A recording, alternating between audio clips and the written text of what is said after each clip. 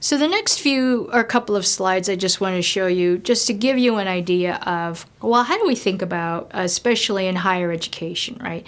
How do we think about educational attainment? Because so many places, especially in the public discourse, it talks about how Asian Americans are not getting into the best universities and colleges, right? Especially if we think about the Ivy Leagues, Harvard, Brown, Princeton, Stanford, Yale, and how sometimes the concentration on those types of stories really is not telling the whole story. So this is basically telling you that more Asian American students are in and enrolled in 2-year colleges, right, and public 4-year universities than these elite institutions. So the kind of latest report here in 2005 is that 47.3% of Asian Pacific American population attend 2-year and 4-year public institutions. And this slide as well provides you with just general information. If we disaggregate some of the ethnic groups within Asian Pacific American populations, it'll show you the wide range of those adults who have had a college education and or who have not, right? So it shows you that kinds of disparity, and it's particularized for various groups based on immigration patterns, as I've noted, as well as the effects of global war and how they became settled into the United States. So it's ways that I would encourage you to also do further investigation on these. And the citation that I provided, the CARE report that's also on the previous slide, it will give you full PDFs of reports that I would really encourage you to take a look at, because it's done through UCLA, and Robert Teranishi, who's done a great amount of work in this area as well, has done a great service. So among so many others as well, if we think about, what are some of the educational implications that come into play? Because again, I realize that, and believe me, even after 20 years of teaching in this area and various topics, similar questions come to mind. And at the end of the semester, right, you would hope that there's some kind of opening of ways to rethink how students have thought about reality. They have, to the most degree, but there's still, elements of, well, I still want to believe that Asian Americans are just born smart. They're just smarter, right?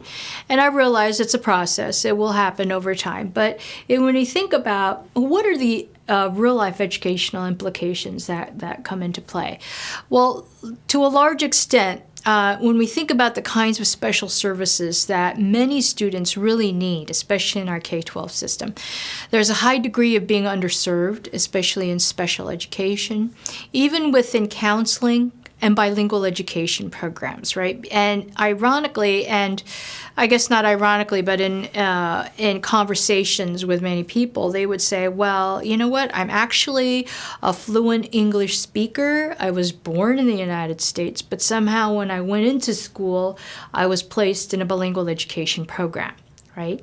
And that actually wasn't that different from my own daughter's experience, which was very interesting, right? And she's half white. So it's really to think about what are these perceptions that we have of those who look Asian, and the kinds of language and language proficiency, right, that they may carry. So it's also very important that, especially within college and university settings, that not only for Asian Pacific American student populations, but so many of our other racialized student populations, to have culturally relevant counseling and teaching mechanisms involved in there. So there's that kind of educational implication. There's also in the ways that we think about limitations in college, university admissions, scholarships, and fellowships, because again, it's not as if all Asian American student groups are so highly successful, right? We think about the underrepresented Asian American subgroups, such as Southeast Asian Americans, who really need that kind of extra support system that should be available to them, because this is guaranteed. It should be a guaranteed protected right. But with that, it's this idea that where do Asian Americans fit within kind of the dialogue or the dialogues that we don't have about race in the United States? Do they count as racial minorities? Should they not count? And again, these are some of the conversations that really do happen at policy levels in higher education as well as other education circles, right? But as historical evidence has shown, yes, they are racial minorities, because in these racial studies, microaggression studies that have occurred throughout the last decade or two, that Asian American students do feel that their experience in higher education, they report higher levels of a hostile racial climate and the kinds of things that they experience during their 4 years at a college or university. And certainly that's not something that we would necessarily want any of our students to experience while they're here, and especially as they leave, right? Higher education should be a point in which we feel unsettled, and it's important for growth, but yet to leave it at that place becomes problematic. Now, the other thing is that there's this continuation of what scholar Iwa Ong talks about in the sense of ideological blackening and ideological whitening, right? So that if we don't fit within this success framework, somehow we become blackened. And that is also highly problematic, right? Because that's already implying that there's this level of underachievement that's attached to particular racial groups. And of course, that is not right. But yet the way that we do hold these myths that are very, very problematic. Now, as I end this session with you, of course, we always want to talk about and think about, well, what are these main takeaways? Of course, there's a lot of main takeaways, but if you had to kind of, what is it that we really should know or need to know?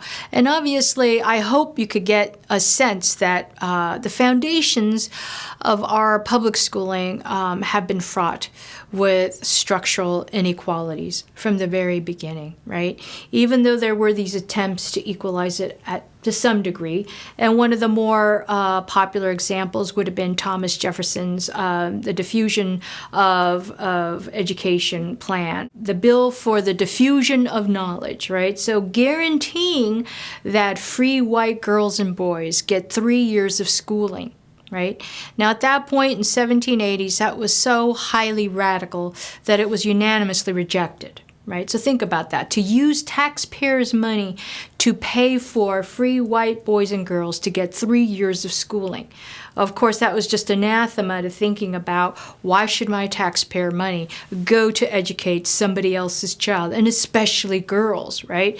So it's been fraught with structural inequalities from the beginning. But again, it's to say there were these incremental ways in which progress was trying to be made. Also, that the experiences of minoritized groups in the U.S. are inextricably woven and to the kinds of contemporary ideas of who succeeds and who doesn't, because the past is really tied to the present. We cannot look at these issues as independent of one another. Because again, if we think about that 100-year gap, right, of public schooling available for white kids in the North versus African American kids in the South, that's a long, long time to make up. After the passage of the various civil rights acts into the 1970s, that gap was actually starting to close because there was this whole societal war on poverty, if you will. So there was an understanding of the ways that so many of these elements were linked together. But after the 70s, the 80s, up to now, that gap, as we call it, right? Or that, as Gloria Ladson-Billings calls it, that historical debt that we carry because we really haven't addressed it. It's still there, and that we need to do that. But yet, how much of our historical evidence points to what should be done?